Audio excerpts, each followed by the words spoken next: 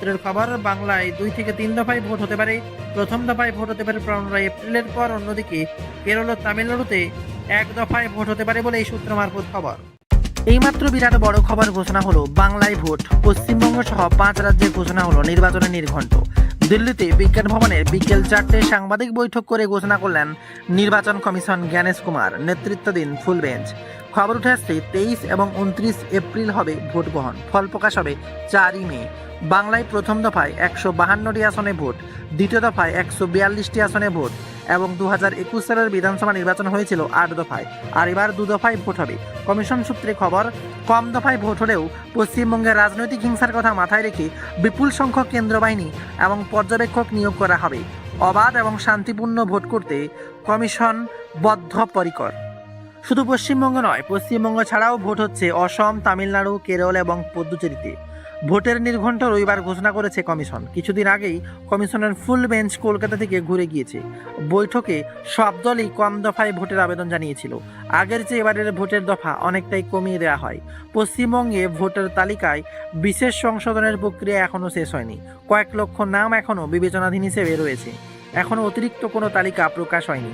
28 ফেব্রুয়ারি পর্যন্ত রাজ্যের বিবেচনাধীন প্রায় 60,06,675 জন ভোটার। খবর শুনছেন বেঙ্গল জব স্টাডি সংবাদ চ্যানেল থেকে। আসছি আজকের বিশেষ খবর। শুরুতে হেডলাইন, তারপরে বিস্তারিত আপডেট। ভোটের দামামা বেজেছে বাংলায়। পরিস্থিতি আরও কঠোর থেকে কঠোরতর পর্যায়ে পৌঁছচ্ছে।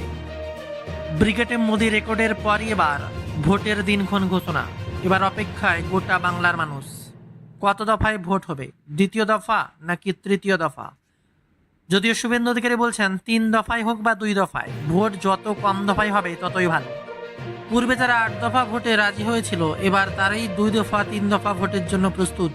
তবে তাতে বালাই নেই তৃণমূলের। তাদের একটাই হাতিয়ার, লক্ষ্মীর ভাণ্ডার। এবার আবার নতুন করে যুব সাথী, আর সেই হাতিয়ারেই তারা জয়লাভ করবে। এমনকি ভোটের দিনক্ষণ ঘোষণা, শুধুমাত্র দফা বাকি। কোন দফায় ভোট হবে তার দিকে তাকিয়ে রয়েছে গোটা বাংলার মানুষ। এর মাঝে বিরাট বড় খবর সামনে। তৃণমূলের টিকিট পাবেন জানিয়ে দিলেন লাভলি মৈত্র। রাজনৈতিক মহলে যখন একাংশ বলছে এবার সোনারপুরে দক্ষিণ বিধানসভা কেন্দ্র থেকে ভোটে তৃণমূলের টিকিট পাবেন না বিধায়ক লাভলি মিত্র, তাকে অন্য কোনো কেন্দ্রে দাঁড় করানোর হতে পারে বলে মনে করছে অনেকে। আর এই ব্যাপারে প্রশ্ন করা হলে লাভলি বলেন, প্রার্থী কি হবে, কোথায় হবে তা দল ঠিক করে, এটা দলের সিদ্ধান্ত। এ বিষয়ে আমরা কেউ কথা বলি না। বিরাট বড় বার্তা এবার জনসংযোগে বেরিয়েছেন লাভলি মিত্র রবিবার। এদিকে আবার ভোটের দিন ঘোষণা হবে বলেই কত দফায় ভোট নিয়ে তোলপাড় চলছে যখন বাংলায়, এমনই সময় বিধানসভা নির্বাচনের ঘোষণার দিনই অর্থাৎ আজ পশ্চিমবঙ্গের পুলিশের বড়সড় রদবদলের ঘটনা ঘটল। একাধিক থানায় আইসির বদল হয়েছে। আইসি শ্রীরামপুর থানা, আইসি দমদম থানা, আইসি লেকটাউন থানা, আইসি টেকনো সিটি থানা, আইসি নোদাখালী থানা, আইসি নিমতা থানা, আইসি রামপুরহাট থানা, আইসি জগদ্দল থানা, আইসি দাঁতন থানা সহ একাধিক পুলিশ আধিকারিকের বদল হয়েছে বলেই খবর সামনে। তবে ব্রিগেড ময়দানে প্রধানমন্ত্রী নরেন্দ্র মোদী যা করে গেলেন তা দেখে সবার চক্ষু চড়ক গাছ। এত সংখ্যক মানুষ যেন কেউ আগে দেখেন। আর তার মাঝেই বিরাট বড় বার্তা। এবার প্রধানমন্ত্রী নরেন্দ্র মোদী জনসংযোগে যেমন মন দিয়েছেন, তেমনি আবার নেতা মন্ত্রীদের সাথে গল্প। দিলীপ ঘোষকে জিজ্ঞাসা করলেন, বিয়েতে মিষ্টি খাওয়ালে না তো? আর তাতেই রাজ্য রাজনীতিক চাপানুতো। এর মাঝে আরও এক ভয়ানক খবর, প্রয়াত অভিনেত্রী মধু মালহোত্রা। বিরাট বড় খবর, বলিউড হারালো এক পরিচিত মুখ। 72 বছর বয়সে প্রয়াত হয়েছেন অভিনেত্রী মধু মালহোত্রা।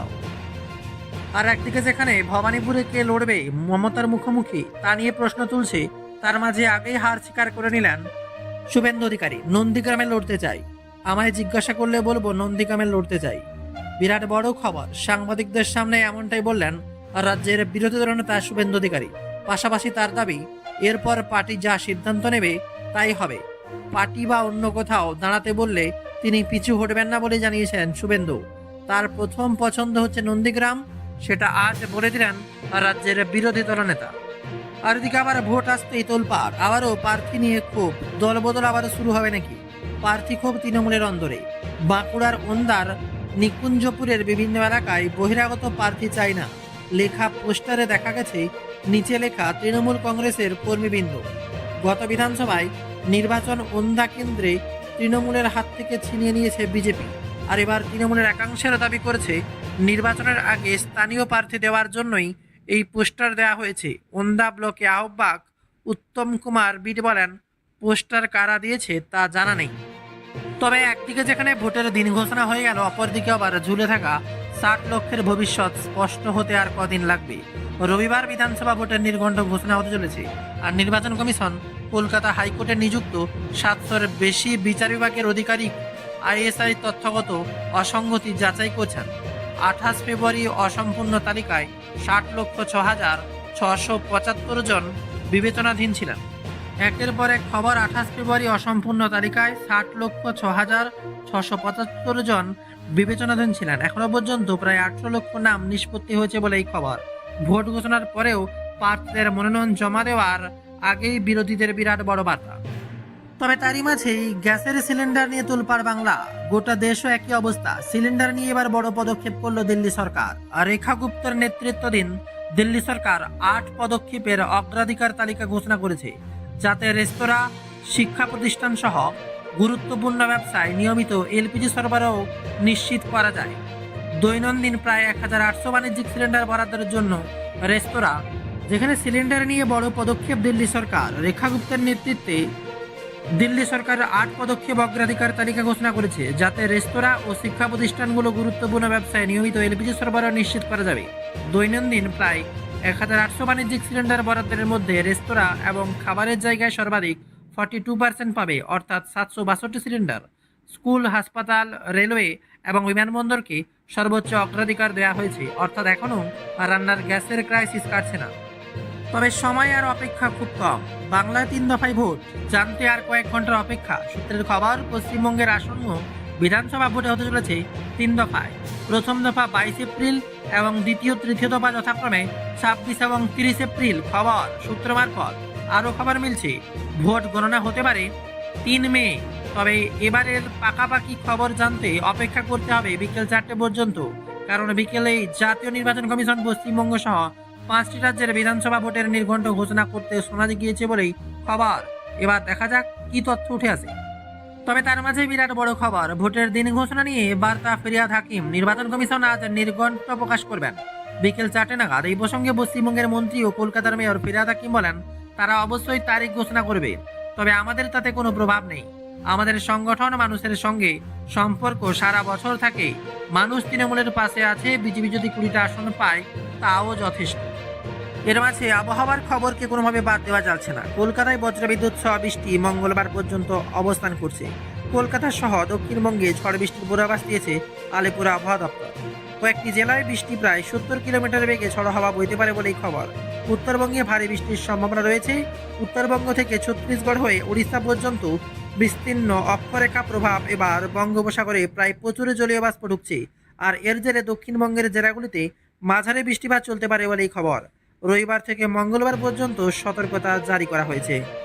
আর একদিকে যেখানে গ্যাসের সংকট, তার মাঝে আবার কালোবাজারে চড়া দাম। মধ্যপ্রাচ্যের যুদ্ধের আবহে দেশে রান্নার গ্যাসের যোগান নিয়ে উদ্বেগ তৈরি হয়েছে।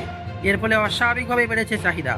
আর তার মধ্যে দেশের একাধিক শহরে বাড়ছে সিলিন্ডার চুরি, মজুতদারি এবং কালোবাজারি বিক্রির ঘটনা। খবর মিলেছে, ব্ল্যাক মার্কেটে গ্যাসের সিলিন্ডারের দাম উঠেছে 6,500 টাকা পর্যন্ত। 14 কেজির একটি সিলিন্ডার রিফিল করার জন্য খরচ হতে পারে 3,500 থেকে 4,000 টাকা, যার আগে মাত্র 900 থেকে 1,000 টাকা খরচ হতো বলেই খবর। আর এর মাঝে বিরাট বড় খবর, শশী পাচার বাড়িতে হামলা। আর এই ঘটনায় গ্রেপ্তার নয়। শনিবার ব্রিগেডে প্রধানমন্ত্রী সবার আগেই গ্রিস পার্কের রাজ্যের মন্ত্রী শশী পাচার বাড়িতে হামলার অভিযোগ ওঠে। আর এই ঘটনায় এখনো পর্যন্ত মোট 9 জনকে গ্রেপ্তার করা হয়েছে বলে জানিয়েছে পুলিশ। তৃণমূল এবং বিজেপির উভয়ের তরফ থেকেই থানায় অভিযোগ দায়ের করা হয়েছে বলেই খবর। এদিন সংঘর্ষে একাধিক পুলিশ কর্মী আহত হয়েছেন বলেই খবর। তাদের মধ্যে তবে সবাই অপেক্ষা করে রয়েছে ভোটের নির্ঘণ্ট কখন প্রকাশ হবে, কবে কত দফায় ভোটের দিন ঘোষণা হতে পারে।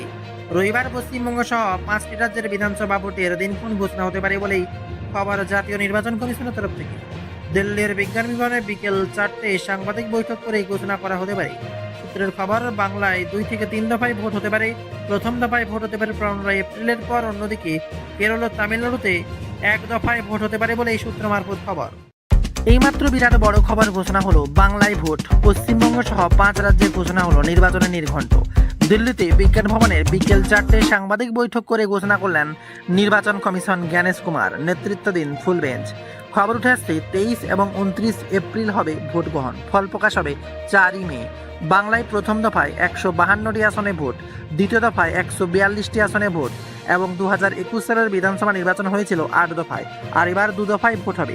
কমিশন সূত্রে খবর, কম দফায় ভোট হলেও পশ্চিমবঙ্গের রাজনৈতিক হিংসার কথা মাথায় রেখে বিপুল সংখ্যক কেন্দ্র বাহিনী এবং পর্যবেক্ষক নিয়োগ করা হবে।